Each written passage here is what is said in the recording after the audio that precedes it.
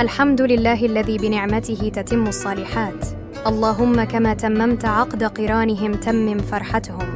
اللهم اجعله عقدا متينا مباركا، يا عسى سنين الفرح ترافق أيامكم.